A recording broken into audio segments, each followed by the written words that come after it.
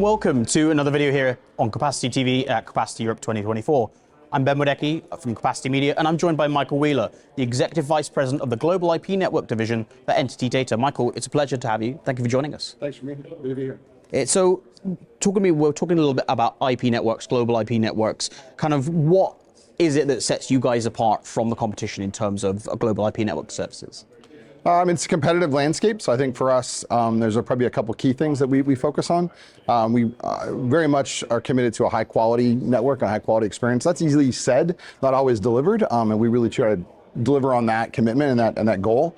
I think that is a reason why a lot of our customers grow with us over time, as opposed to kind of bounce around a bunch of other networks as well. But that's certainly a part of what our focus is. I think the other part of it is we're really truly global in nature. We want a customer experience to be the same, and the tool sets and all of the routing protocols and everything available to them, whether they're connecting in Seattle or Singapore or Sao Paulo or London or New York or wherever it is. And so that global scope of our network and our business reach is pretty a significant reason people choose to work with us. So can you tell us about any updates you guys have made on the global IP network front? Any service launches of late?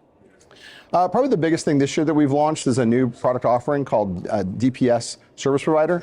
DPS is our product name for DDoS protection services.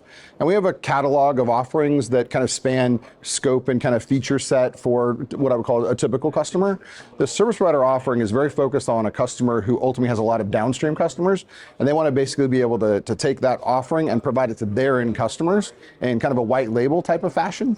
It gives them an opportunity to generate a whole new revenue stream, or provide it just as a value add to their customer set. So it really gives our customers lots of flexibility how they convey that and provide that offering to their end customers. And so far, we've had really good feedback from the marketplace about it. Awesome, and it's interesting that you're working on that, because DDoS are becoming increasingly more sophisticated. Unfortunately, bad actors are somehow using AI to work into that. So what kind of security services, what kind of approaches are you guys going with the IP networks here? Well, in this case, we're taking the same platforms and the same tool sets that we've been using for a long time, and just applying those with a different ability for a customer to be able to extend that visibility to their end customers, a portal-based solution.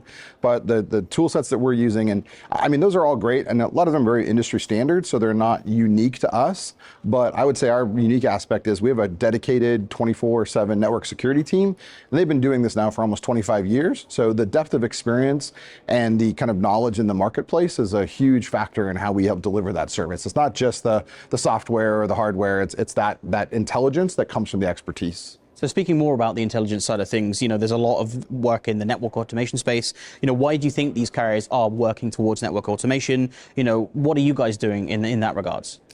So automation is a big word, obviously, and it has a lot of connotations to it. But for us, we've been very committed to automation for, again, almost 25 years. Since the late 90s, when we were just building out our network presence in the US and Europe, we really recognized at that stage that from an operational perspective, and ultimately again from a quality of service perspective for customers, we had to figure out a way to do programmatic configuration management for the network. And so what we have now versus what we had then, quite rudimentary at that time, but automation is not an event, it's a journey.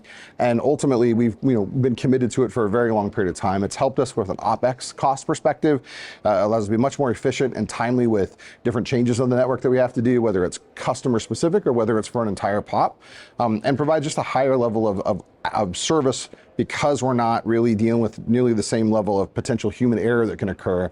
You really allow the programmatic part of the automation to really drive that. And so those things that we've been doing for quite a long time and are very committed to. The industry certainly, I think, is committed to it as well. But we certainly, I think, have taken our approach to it and done our own software and systems and written our own code and run that off of our software team that we have in-house and we've had for, again, that same 25-year period of time. So you mentioned it a little bit there as well. I'd like to just kind of delve on it a little bit more. How is that wider AI automation affecting what you guys are doing in the global IP network division? So I wouldn't equate AI to automation at this point. I think that what we're doing with AI at this stage is not in production. We're doing some things from a test bed perspective. As we think about our automation, we have a whole lab and testing environment for any new hardware, any new software we're going to deploy in the network. We run it through a whole set of testing protocols and just scenarios that we do before we take it into production, just to ensure it won't bring down the network, essentially. So from an AI point of view, we're attacking it kind of the same way at this stage. We're playing with it, we're using it to do kind of a second check against configuration management, but we're not allowing AI to generate configurations or to generate production decisioning. I think that time will come, but we're not there yet. And I think that we're very optimistic about what AI can ultimately do, especially on the software development side, but it's not something that we've rolled out in a production type of environment yet. Sure, so let's expand that more, because AI is the thing that everyone's talking about, but what kind of trends are you seeing kind of next 3 to 5 years that are going to affect the wider connectivity market, but also what you guys are doing on the global IP network division? Yeah, 5 years is a long time in the AI landscape in my mind, so I would hesitate to guess that long. I think for us, we'll be able to utilize it, we believe, in some ways in regards to developing software and doing testing of software, as well as doing some things from a production perspective.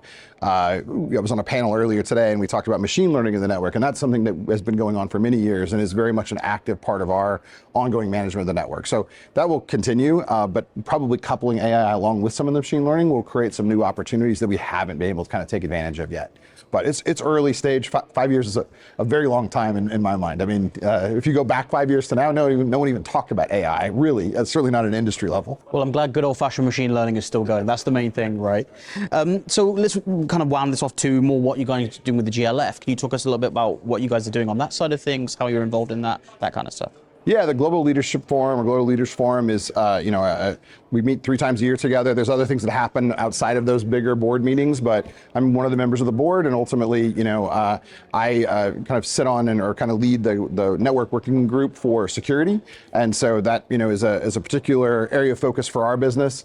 The nice thing about the GLF membership is that it really spans the industry. It's not just one set of telcos or service providers. There's a pretty broad scope in who is actually on the GLF, and that creates some pretty interesting conversations that are not day-to-day conversations for myself or for others. So we had our regular meeting yesterday, and it was a good day. It brought in some guest speakers from within the industry, but not telecoms. And it's always great to kind of hear from a bigger ecosystem and some of those types of topics. And AI was one of the topics we talked about a fair amount yesterday. I was going to say, it'd be difficult to avoid it, right, if it wasn't? Pretty hard, I think, yes. Yeah. Michael, it's been a pleasure. Thank you so much for your time. And thank you for watching as well, Capacity TV. You can find all our video interviews on the Capacity section of the Capacity Media website. You can also find our news, views, and everything else on the wider website as well. Thank you very much for your time.